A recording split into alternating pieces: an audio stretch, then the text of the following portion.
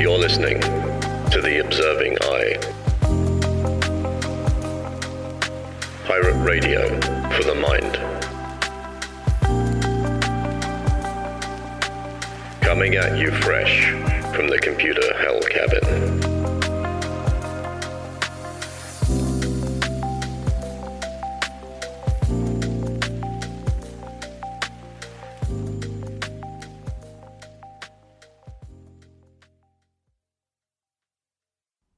Hello, you beautiful lot. It is Friday, the 10th of February, episode 6 of The Observing Eye. And I am in a particularly good mood this morning. I have no idea why. Maybe I slept all right. Who knows? But probably did. How are you? Let's have a check-in. What's going on? How are we feeling? What's been positive? What's been negative? Let's have a moment of reflection. Are we good? Okay, let's continue. What am I talking about today? What intriguing, what topic of hotness is going to be bursting forth from my lips on this wonderful Friday? The sun is shining, the sky is blue, I am jovial. Okay, so I want to talk a little bit around the frog in the boiling water. Okay, and I don't mean that in a sort of sense of animal cruelty. We're all familiar with the metaphor, the analogy of if you were to place a frog. This sounds really grim, actually, now that I'm saying it out loud, this whole metaphor. I'll have to think of a slightly better one later on, slightly more Buddhist one. When you place a frog in a pot of boiling water, the frog will immediately jump out. But if you place a frog in a pot of cold water and then slowly bring the water to the boil, the frog will sit there oblivious and boil to death.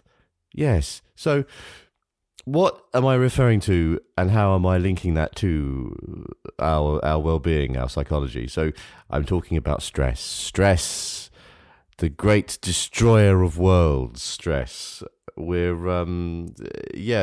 Stress is a creeper, and I want to bring your attention to something that I feel exists between being okay and being burnt out. I think the word burnout gets thrown around a lot lately. It reminds me a lot of does anyone remember, if you're old enough, I'm showing my age, back in the 90s when everybody was depressed. The word depression came into the lexicon of teenage language, and I was at school and college in the 90s, so was the ground zero for new lexicons. And everybody was like, oh, I'm really depressed. It's like, you're not, you're just a bit glum, you're just fed up this morning, you're not depressed. There's a difference.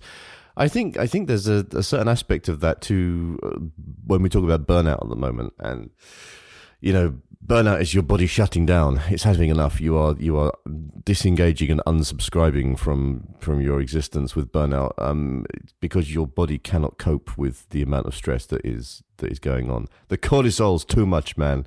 So there's a state in between, and I want to talk about it a bit because I think it's really important.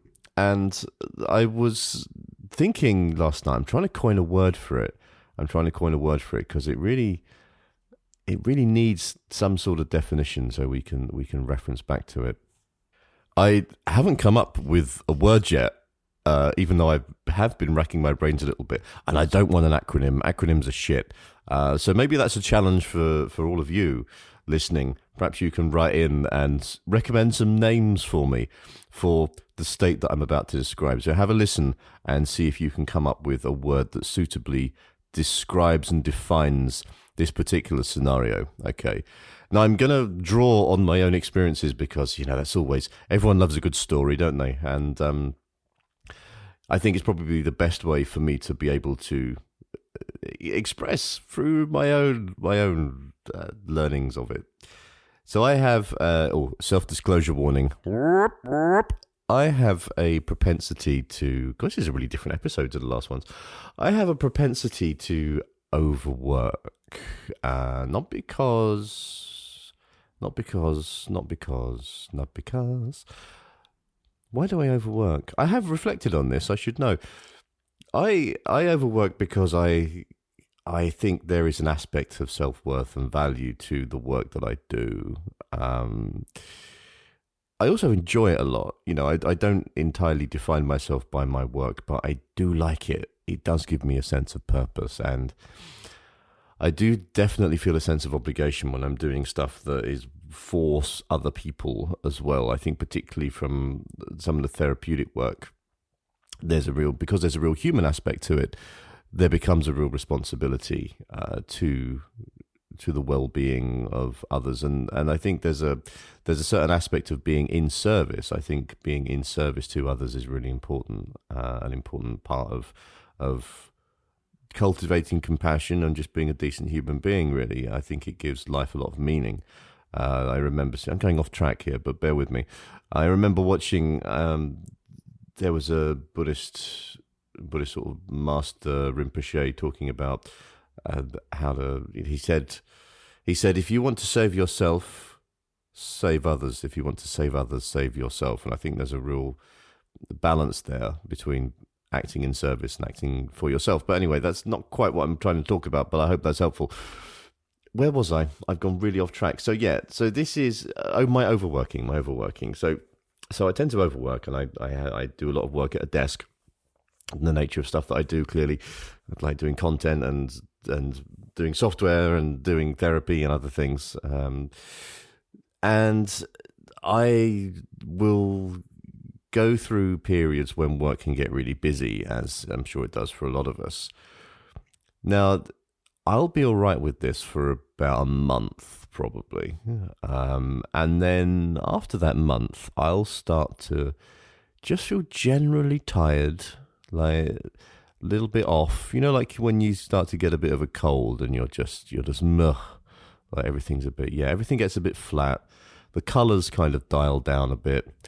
I'm cranky. I mean, I'm a little bit cranky anyway. I think I'm a bit French, so I have that sort of laissez-faire, go fuck yourself attitude sometimes. But yeah, I can be a little bit cranky. But I get properly cranky, like grumpy, just grumpy for no reason. And yeah, the things just seem to lose their joy. Things that I took immense pleasure in before, I'm not interested in. There's nothing there. And it's just like you're doing these things and you don't really get anything out of them. And you start to question, well, why am I doing this? I don't really understand. It doesn't make sense. I'm just not doing anything for me anymore. This is these little things. So the general sense of meh and listlessness, the crankiness, the tiredness, all that sort of stuff. Those three flags in particular, I have to be very aware of, because when those three flags crop up, I have to go, whoop, okay, you know what this is. You're doing too much. You need to calm the fuck down for a little while, like a couple of weeks. Just chill. Just take your foot off the pedal a little bit.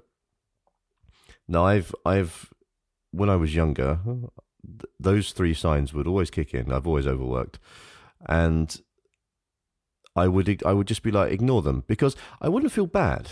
I wouldn't feel depressed. I wouldn't feel like anything was wrong. I'd just feel off. Yeah. And these are I'd leave it. I'd ignore them, because like the frog in the boiling water, the stress, the temperature is slowly rising. And I just ignore those things, and I keep going, and I will burn myself out hard. And I'd just be like, nope, can't do anything.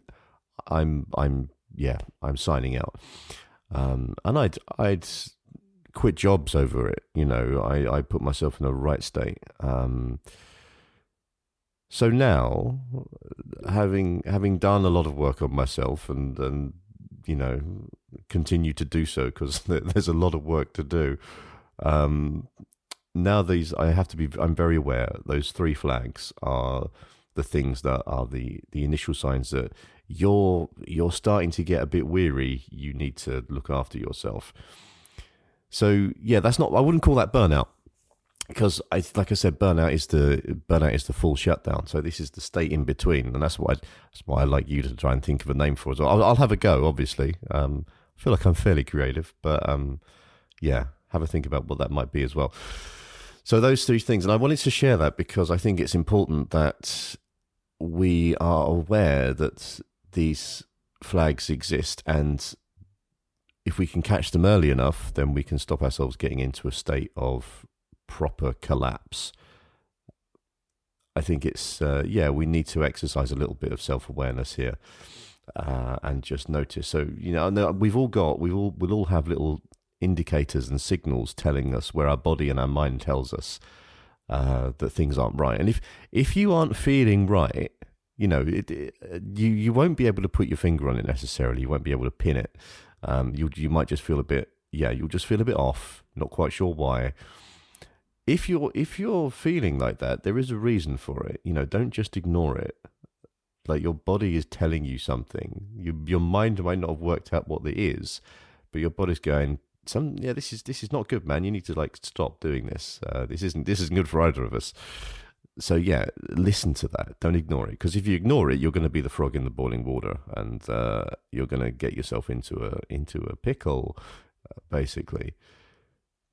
So that's my little advice today. My words of wisdom are: be aware of indicators, the early indicators of stress. If you're feeling if you're overdoing it, like me, and if you notice these little factors come up, just pay attention to them. Right? There's a really good book by Aldous Huxley, who wrote Brave New World, and it's called The Island, and it's like his anti Brave New World. And there's a part, I'm not giving away too much as a spoiler, but there's a part in the book where the character is on this island, right? And the birds on the island, they don't sing, they say, pay attention. And that's what I'm going to ask you to do. Pay attention to what you're feeling. Remember those birds from the island, pay attention. I think that's a good mantra for us sometimes. Pay attention to what we're feeling. Pay attention to the moment. Pay attention to the now. What's going on for us. I think we need to check in with ourselves a little bit, quite regularly, actually, just to be like, so pay attention. What's going on? What's going on internally? What am I feeling? What am I experiencing? What factors could be causing these experiences? Check in on yourself and identify those flags, the early signs, the warnings that things are not going quite as smoothly as they should be for you when it comes to your levels of stress and cognitive function. There's only so many plates we can spin for so long. Doesn't matter who you are. You will drop them eventually, and everyone will be sad because the plates will be broken. Okay, so that's enough from me today. I hope this has been useful. A bit of self-disclosure. Always like a bit of self-disclosure. Go into the weekend, my friends, with a sense of calm. Uproot the flags of stress and, enjoy yourselves. Take some time for you. Pay attention. Pay attention. Pay attention. Have a wonderful one. Much love. And I'll see you in the next episode. You've been listening to The Observing Eye. Thanks for spending some time with me today. I hope that you found it useful. And if you're interested in any more of my writings or work around psychology and philosophy and general day-to-day living, please go and take a look at my Substack, which is theobservingeye.substack.com, and that's I as in the letter, not I as in the gelatinous organ through which you see. Take care, everybody. Much love, and I'll see you soon.